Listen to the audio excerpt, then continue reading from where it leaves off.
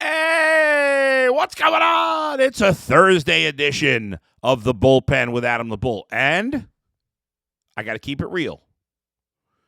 I can't promise you everything, but I could always promise you the truth. So even though this is a Thursday edition of the Bullpen with Adam the Bull, I cannot lie. I am recording this Wednesday night. I try to do my podcast every morning.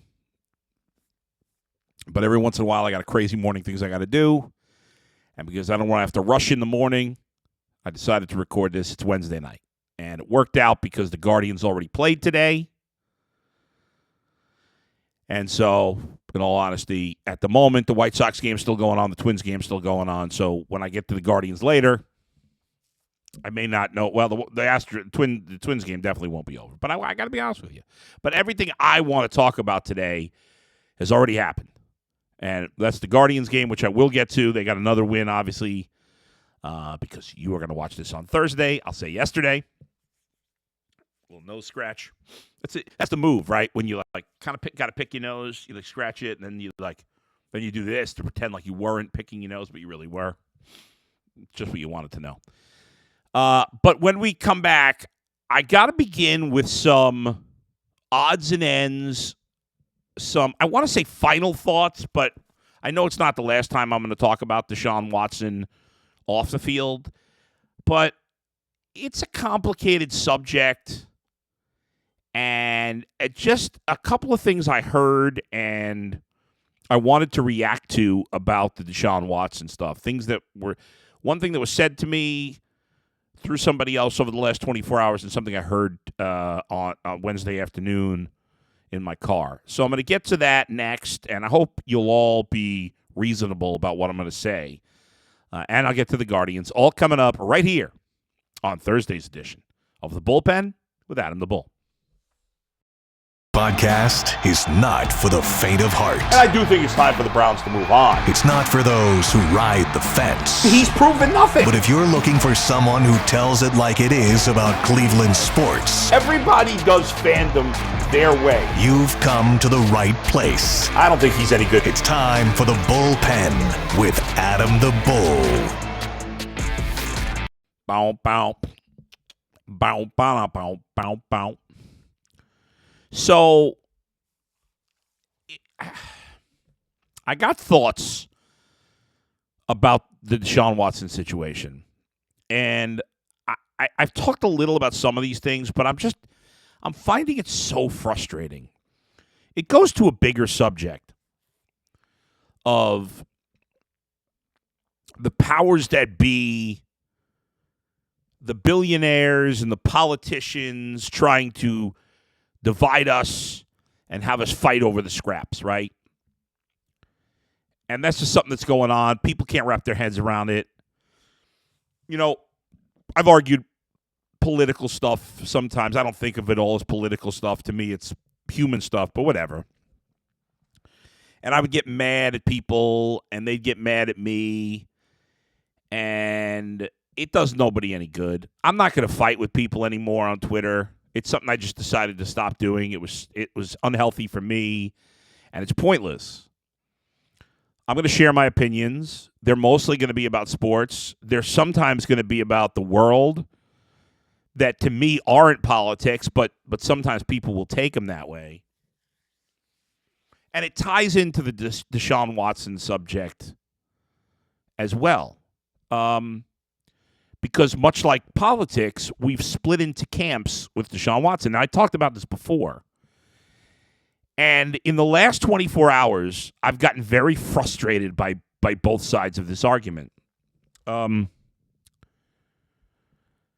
We saw the guy selling the T-shirt outside of Brown Stadium.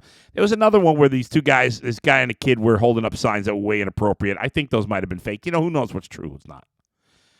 What I do know is that some Browns fans have done what we've been critical of other fans doing. When you got a player who's done some bad things, instead of saying, yes, he did some bad things, I don't like it, I don't know exactly what happened, but I don't like what he's accused of, and if he did it, I don't like it, but There's bad people in every walk of life. Where do I draw the line? I don't know. I love my football. I can't stop rooting for my team, and I will separate the player from the person.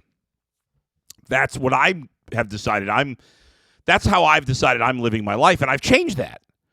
For many years here in Cleveland, I was someone who was anti adding players of any kind of negative, any kind of sexual or physical accusations off the field.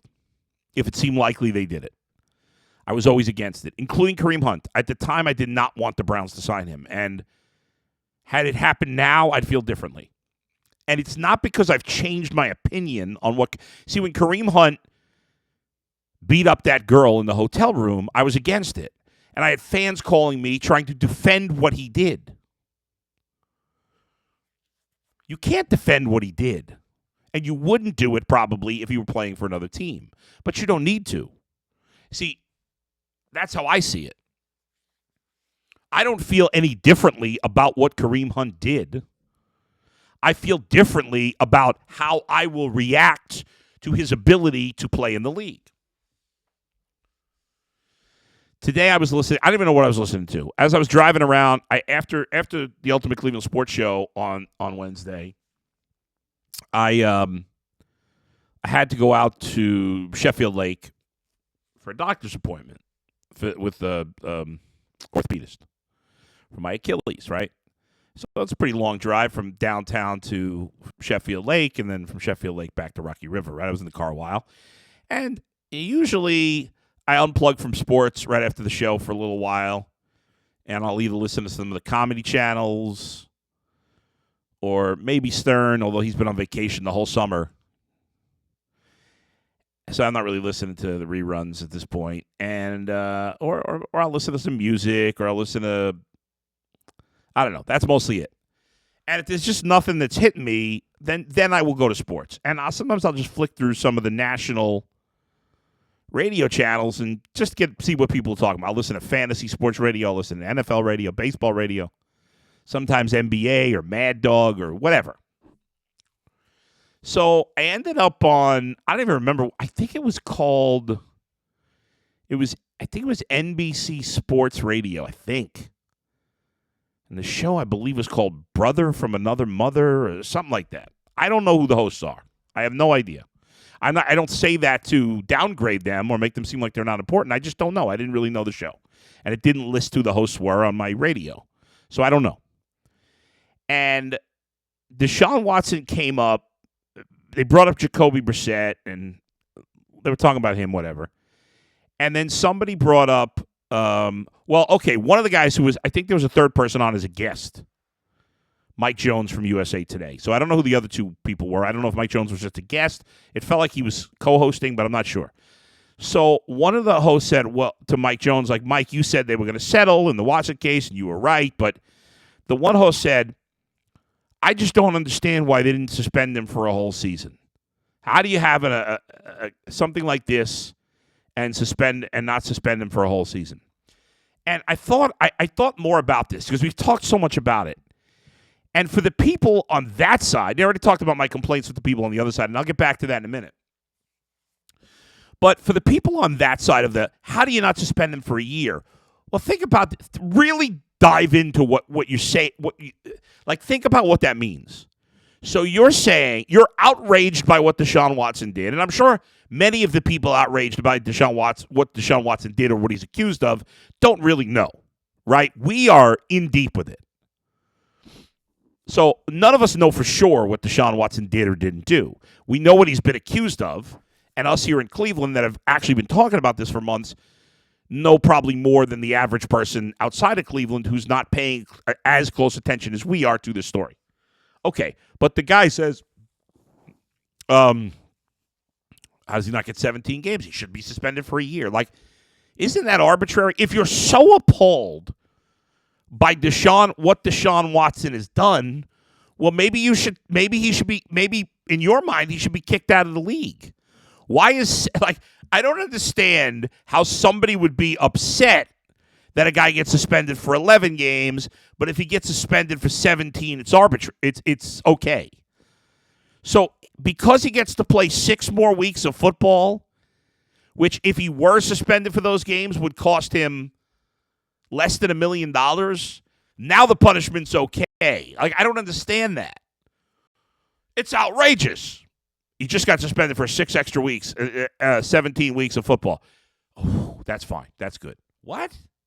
If you're so outraged that he got 11 games, that you should think, to me, it really should only be, I think he should be banned for life, or he shouldn't be banned for, or he should be banned for 2, 4, 6 games or nothing.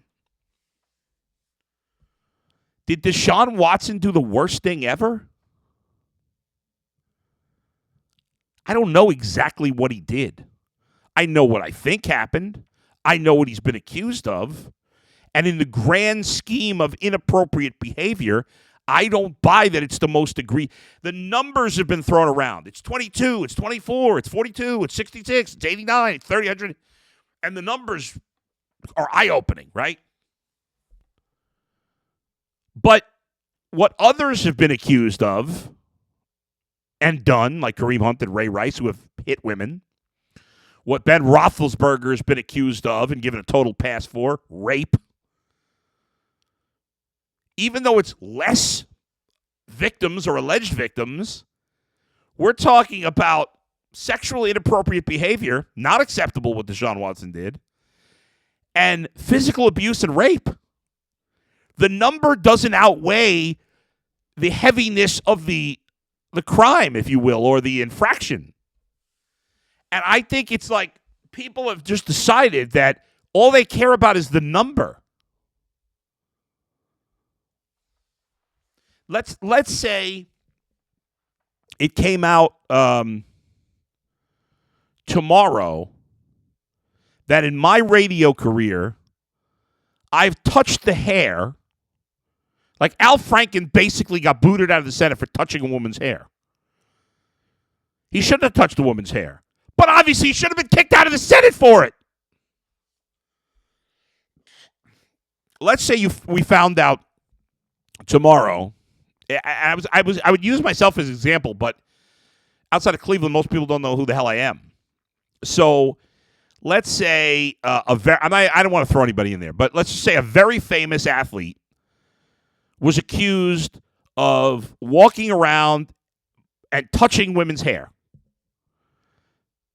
100 women, say Joe Schmo, the famous football player, touched their hair, which is inappropriate, but hardly very serious. And yet that number would be thrown out there, and that would be the most egregious thing ever because it's 100 women. Does it not matter what the crime is? And don't get me wrong. I'm not saying Deshaun Watson. I get very aggravated when people try to argue that Deshaun Watson's been railroaded and he's completely innocent. That's absurd. The idea that this amount of women would be able to choreograph some sort of story and nobody would break is ridiculous. But but based on the information we know, it seems like what he did while crossing the line and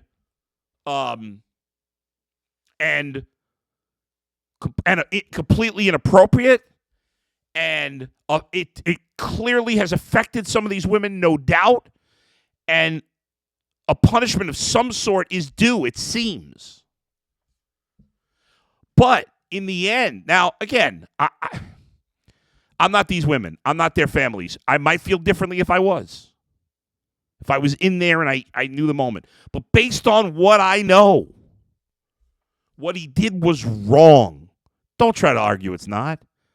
It's also not the worst thing on the face of the earth. And I'm not going to be afraid to say that because it seems like whenever you differentiate between any crime or not even a crime because he committed no crime, any offense of any sexual or physical nature, that if you don't just lump them all together and say they're the worst thing ever, then you're a bad guy, and I refuse to accept that. I'm not a bad guy.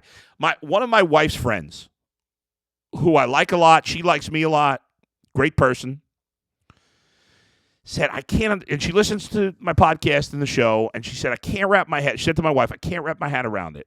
I don't understand why Adam has defended Deshaun Watson. I know he's a feminist. I know he would never do anything inappropriate with a woman, blah, blah, blah, blah. And those things are all true. I am a feminist. I'm a proud feminist. I believe in equal rights for women.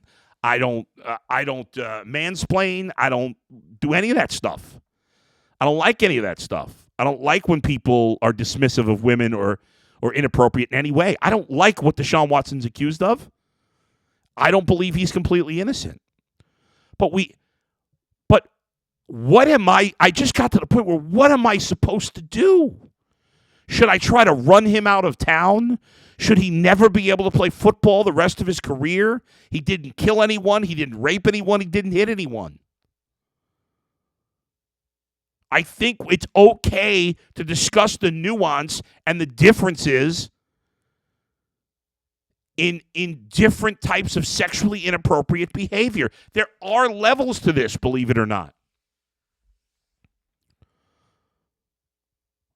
I'm not going to say I understand what the women are going through. I can't understand what they're going through. And maybe if I could, maybe I'd feel differently. But ultimately, if we're going to decide there's no coming back from this, then every player that does anything of a sexually inappropriate nature, a physical inappropriate nature, has got to be banned for life. So, and I'm crazed by both sides. I don't know why I can't say I don't like what Deshaun Watson's accused of. I don't like what I think he did. I think he crossed the line. It doesn't seem like in the grand scheme of the things over the line, he's too far to the far end. I can separate player from person. If I can't separate player from person, if I can't separate all these things, politician from person, business from person, if I can't do it, what am I going to do? I can't buy any clothes. I can't go anywhere to get food. I can't go to any business. This, probably every business in America has at least one person working there that's inappropriate with women or has physically abused a woman. I wouldn't be surprised, even if it's not 100%, it's 90, 80, even if it's 65. That's 2/3 of the businesses. So where I draw the line may not be where you draw the line. We all got to decide for themselves. But I'm not going to shame someone who doesn't do it the way I do it. And that's a big change for me. Because I used to be baffled by how anybody, and I still am baffled by people that will argue, even beyond the Watson one, like when people would argue Kareem Hunt did nothing wrong or Ray Rice did nothing, it's crazy. I'll never do that. I'm never going to come here and say, oh, Deshaun Watson did nothing wrong. These girls are just whiners. I'm not saying that at all. I'm saying, where does it end? When should I now be punished because I'm excited that he's on the football team?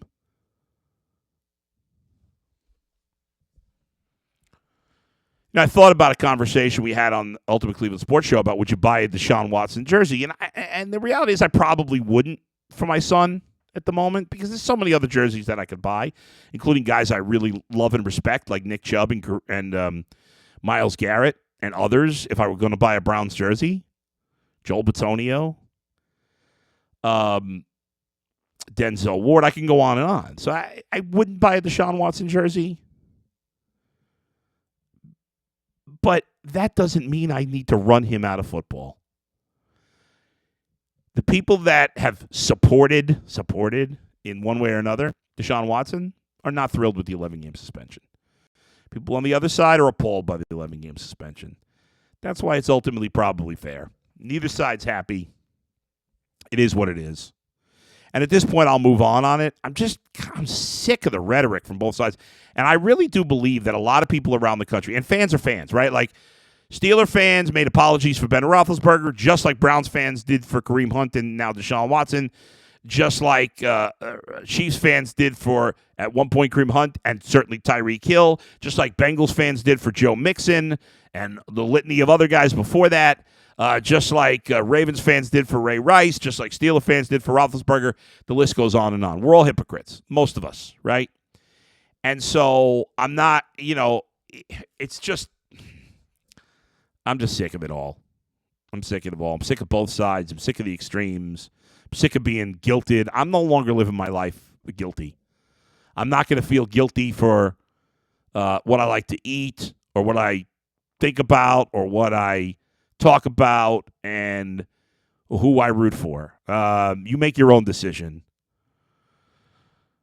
And you draw your line where you want. Don't tell me where I have to draw my line. Your beliefs shouldn't affect mine. I feel that way about everything. I feel that way about our politics. I feel that way about religion. Whatever you believe in religion-wise, that's cool with me. Don't force your beliefs on me. Don't force your religious beliefs to affect the laws of the land. Laws shouldn't be made by religion. I don't care. I'm not anti any religion. Whatever religion you are, believe whatever you want. I don't care. Just don't force me to believe it. Anyway, getting off on a tangent. Take a break. We'll talk about Built Bars. Love Built Bars. Got to get them in the studio. If you haven't tried Built Bar Puffs yet, you are depriving yourself of something really, really sweet, covered in chocolate. The new cookie dough chunk puffs, light and chewy texture, real cookie dough chunks, and covered in 100% chocolate. Just 160 calories, 15 grams of protein. You can't beat this. Built.com. Get all the amazing Built Bars. They're the best. Use the promo code LOCKEDON15, LOCKEDON15, and get 15% off your order. That's LOCKEDON15 at BUILT.com.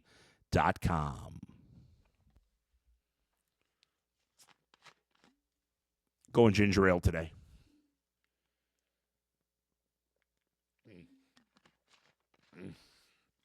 It's good stuff.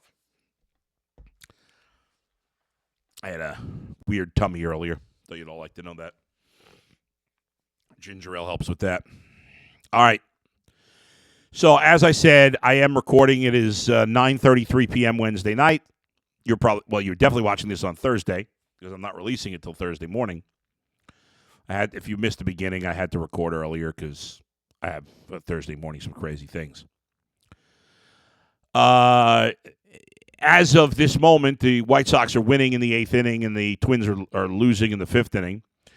But as of this moment, the Guardians, who won yesterday, or today, but yesterday by the time you watch, won their second straight, are 3.5 games up on the Twins and 4.5 games up on the White Sox. So at worst, it'll be 3 and 4.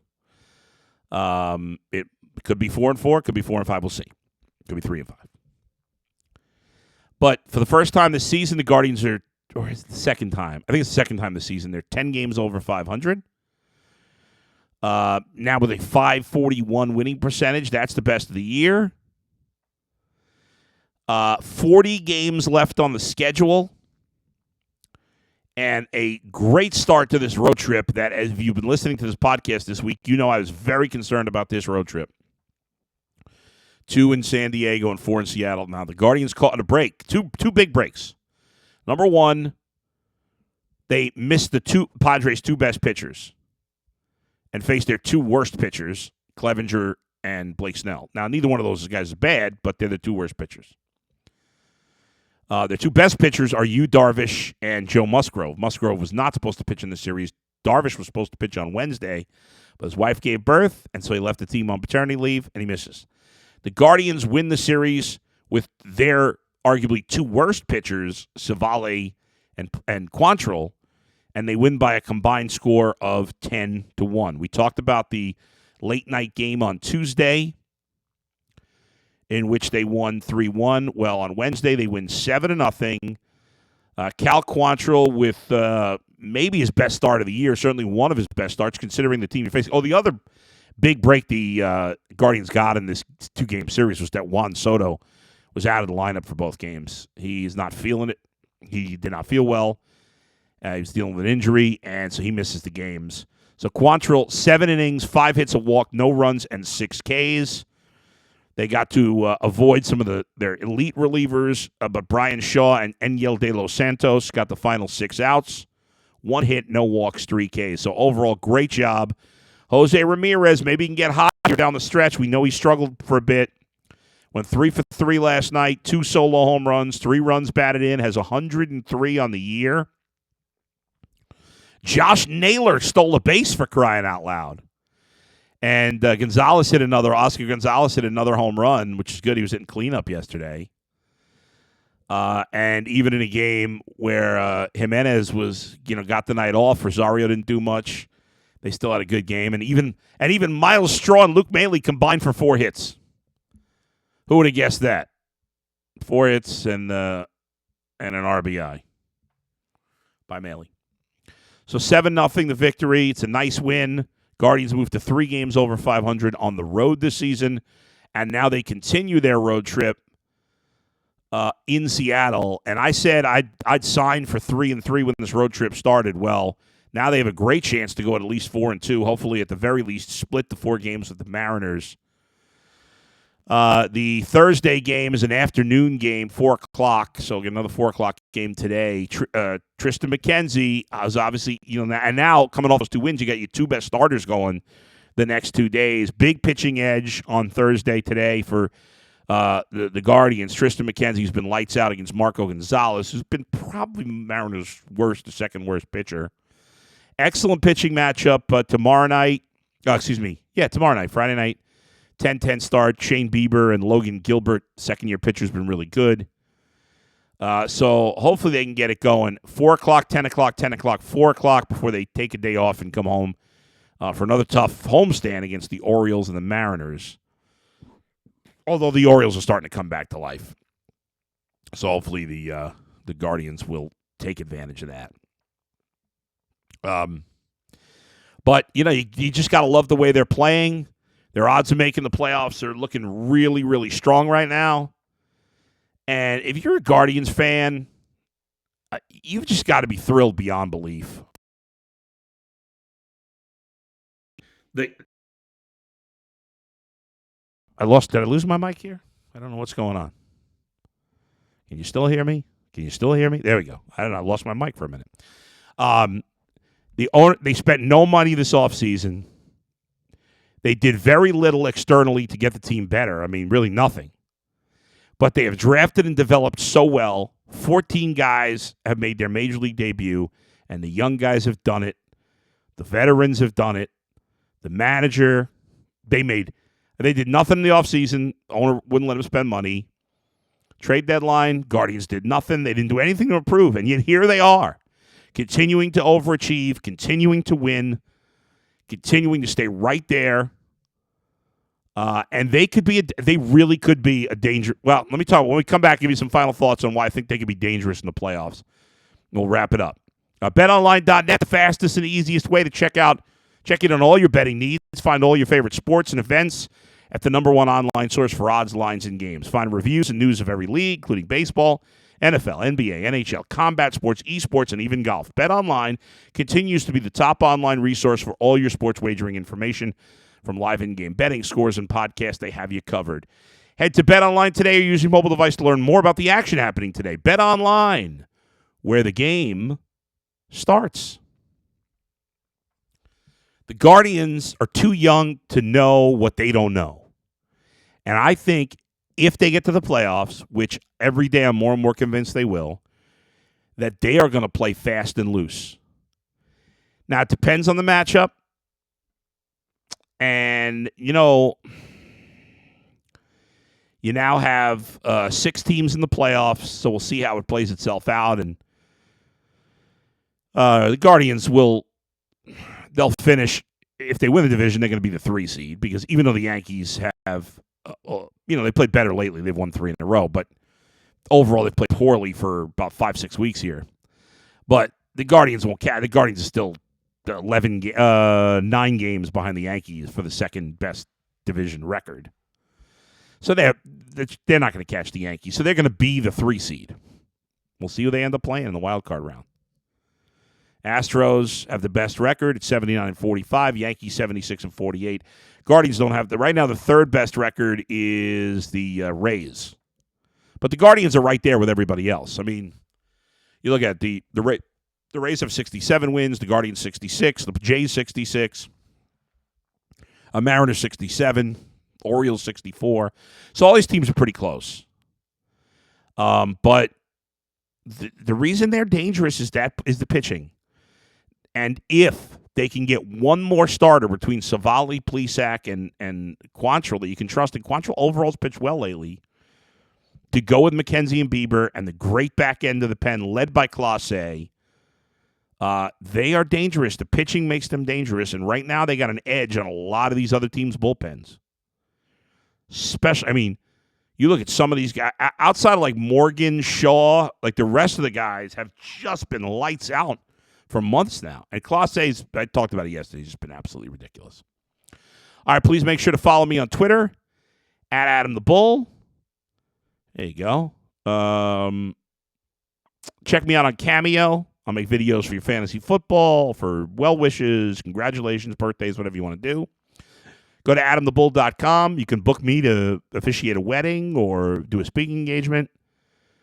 And make sure you check out the Ultimate Cleveland Sports Show, streaming live weekdays from 11 a.m. to 1 p.m. On today, Thursday show, former Buckeye and turned congressman, although he'll soon be leaving Congress, Anthony Gonzalez decided not to run.